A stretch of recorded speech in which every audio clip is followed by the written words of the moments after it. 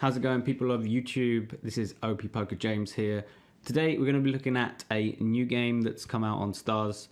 One that I was kind of skeptical about, I'm not going to lie.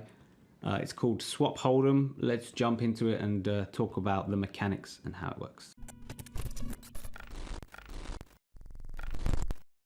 Alright, so what is Swap Hold'em? Experience the world's favorite poker game, Texas Hold'em, with an exciting twist. Players have the chance to swap one or both of their cards for new ones unless they are all in. This can be done once per hand at any point as long as it's that player's turn to act. So they've just added a discard mechanic to it, something similar to how you would play Deuce to 7, Triple Draw or Badoogie, but then added it to a community card like game like Swap Hold'em.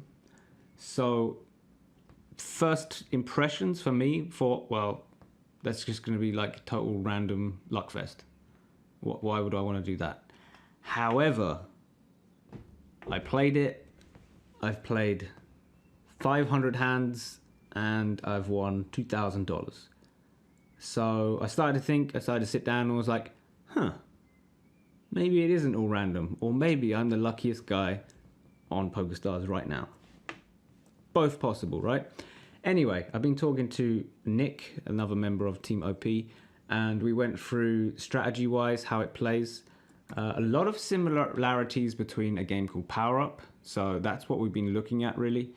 I've been playing a mixture mostly of 200 NL and 100. I'm not going to play 100 right now because Nick's on all the tables, so we'll leave that. But let's go into a full table, I think. Try and find one of those. That'll do. 10 cent, 25 cent. Basically, I'm just going to talk about the rules, how it works, and why it isn't just about luck. I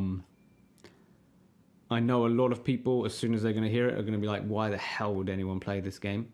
I know for a fact, because I was thinking kind of something similar. Now, the thing is, a lot of people are making big mistakes, which means you can make big exploits upon that. I'll go through them as soon as I see people do them, because at the moment, a lot of people are doing them. So yeah, I will wait until we get into our big blind. All right, it's on our big blind. Let's give it a go. It took a while because both of us got skipped. A little bit annoying. I do recognize some of these players from Fusion. However, I've taken off the labels here. I think that the difference between this and Fusion is so vast that I don't want to label someone as a reg and someone as a recreational. They could easily switch around, including myself. Maybe I was good at Fusion. Maybe I'm not going to be as good at this. However, I think we got a good strategic advantage going on at the moment. First thing you would notice is this guy made a swap before he was forced to do so. I think that's mistake number one normally, to do it swapping pre-flop if you don't have to put money in. I always prefer to swap when I'm forced to, so when a bet or money needs to be placed in. I was never going to play with King 8, so it's worth swapping now and then folding if I haven't hit. That's going to be a feature that happens a lot in this game. So let's say I have Ace King and the flop comes down 7 high. I'll try and check it to see a turn card, hopefully hit then. Check it to see a river card, hopefully hit then. If you don't, then you can re-swap these two cards and try and find a pair or two pair or full house or whatever. Now, this game has a lot of strategic components that I haven't figured out yet. For now, I'm playing fairly face up, to be honest. But because of the mistakes people are making, so for example, redrawing pre-flop, and also, hopefully we can see a few other ones that I think people are doing wrong. I think a lot of players are overvaluing the strength of their hand. Now that you have this redraw mechanic, probably don't want to be getting in with just top pair. It's probably not a good idea. We got a draw to the nuts, so we're pretty happy right now. Hopefully we can hit it. If we don't, we've always got the option to redraw into 2 new cards. So that's something to be aware of. I'm actually going to take the initiative back. I think it's fairly unlikely my opponent had a straight draw, and I'm going to try and rep that, and at the same time force him, let's say he's got 2 pairs, force him to think about just flat calling, which is good. Now we hit the flush, and we're not really representing the flush at all. Don't have to redraw, and things are looking good. I think I want to be betting. I mean, we were repping a straight. Now let's keep repping that straight, I guess. I don't want to be betting all in, because then it's obviously the nuts, really, once I bet all in. However, when I'm betting small, he might decide, okay, I reckon I can get him off this pot. You know? Which, fingers crossed, is what happens. There we go. We got nuts over second nuts. Wow. What a life, James. Easy game. But yeah, I really like how we played the turn, specifically the turn, by taking the initiative away. Otherwise, we have to check call, and then if we don't hit, swap again on the river. We now give ourselves some more fold equity chances as well. Anyway, we've got position here with King 5. Having position in this game is really useful, really important. And I'll talk about why in a sec. I'm going to add on Holdem Manager now, so I can show you. The HUD does work for this, and it is showing winnings. However, it doesn't track all-in EV correctly. I'm going to turn it back off now, because I haven't made a HUD specifically for swap yet. But yeah, everything works apart from the all-in EV line, and when you look at the hand history is what you got to show down with. It doesn't work correctly either. But other than that, it's very useful tracking your wins and losses, and also getting the HUD up. I think all of the HUD stats work. All the ones that I've tried using worked so far. I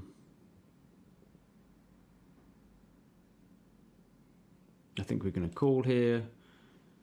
Hopefully they slow down. They don't. Now, am I going to look for a straight, or do I think 2 pair is enough to call? I think I'd rather look for the straight. So we're trying to draw to a 7 or a 2, then I'd call. Don't draw to either of them. Give up. And now, with the King 5 hand, if the board paired, for example, we can decide to turn our hand into a bluff or try and hit the full house. If it didn't, we still have chances to, let's say, hit 2 pair and our opponent checks, or our opponent just checks and we win with a pair of 5s if they were bluffing. So I generally, if it's a close spot between a call and a fold, I will take the call option and then use the swap mechanic if needed on the river. I hope that makes sense to you. Anyway, there's still strategies that I'm going to have to work on myself. I'm just going to swap one card here. I'm looking for ace, king, king, or kings. So we don't hit it and we fold. I'm not going to stick around with that amount extra added, almost 9 big blinds. Reason I limped was just an over limp. We had king 5 off. I don't really want to be raising it, but if I can end up taking the position, that's cool. You're going to notice me being a little bit more passive. I'm going to be playing lots of pots, especially if I think a weaker player is involved. I think the weaker players in this game are going to get wrecked a little bit harder than in the other games, especially right now while the game is quite new. So people are making very big mistakes. Queen 3 here, I think I only want to play if I've got ace, queen, or better. We don't get it, so I just fold. But yeah, you're going to find me playing more hands pre-flop, but being a little bit more passive. Same with post-flop, really, being a bit more passive compared to regular Hold'em, but making some big bets and some small bets as well. Just a little bit more passive because you want to see rivers in general. It's kind of like it's closer to almost like fixed limit hold'em because you can get good odds way more often to find something on turns or rivers. Because you not only have the card to draw here, you can also draw in your hand as well. So yeah, right now that's all I got for you. I'm probably going to do a few grind streams just like we did with Fusion. I have to say I wasn't looking forward to it. I was deciding I'll probably play a bit and then leave it. But now that I see the areas in which people are making mistakes and when they aren't, looks like a big cooler is happening. Nope. Surprised that they both got that in with those hands. That is very surprising. No, it's not. I didn't see it was double paired. Never mind me. Completely normal. Let's take a flop. Just play this hand out. We're not really drawing too much. These paired board type hands are quite nice for people who already have a hand. They don't have to worry too much about being redrawn. It's just like in regular Hold'em, a dynamic board and a static board. This is a very static board, so you're not too worried about people redrawing into something. It's very unlikely that we would redraw into an 8 or an ace. Let's see if we can do it anyway. Nope. And that's what we're going to do. But let's say the flop is 7, 8, 9. That's a nightmare spot. If you've got, let's say you got pocket queens and you don't have a backdoor flush draw, and yeah, how do you play that? Very tough.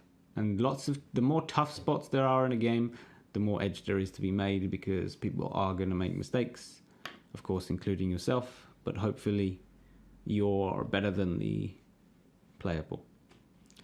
Anyway, this has been OP Poker James.